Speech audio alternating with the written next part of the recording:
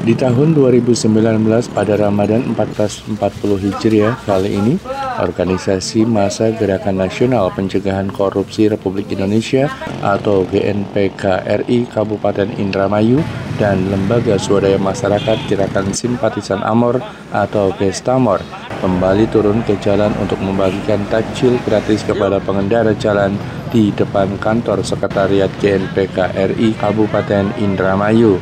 Tepatnya di Jalan Raya Jatibarang Karangampel, Blok Bujir, Desa Sleman Lor, Kecamatan Sliuk, Kabupaten Indramayu.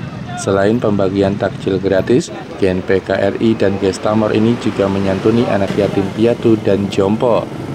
Ketua GNPK RI Kabupaten Indramayu Jaya mengatakan pihaknya rutin menyelenggarakan kegiatan sosial tersebut di bulan Ramadan pada tahun 2019 ini telah bisa dilakukan kembali.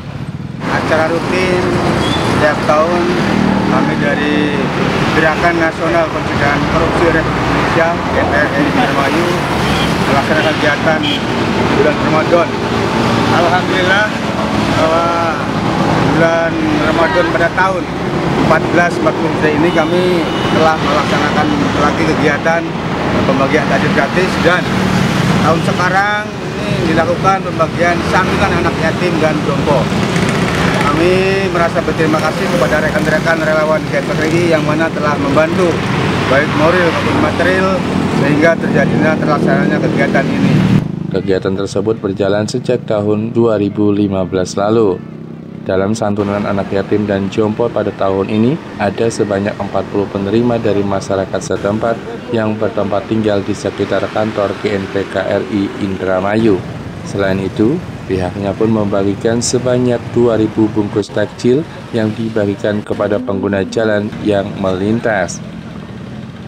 Ia pun menuturkan ada yang spesial dibandingkan tahun sebelumnya karena di tahun sekarang pihaknya bisa berbagi dengan menyantuni anak yatim piatu dan jompo. Harapan ke depan yaitu agar pelaksanaan ini tetap berkesinambungan dan harapan kami tetap akan berjalan dengan baik.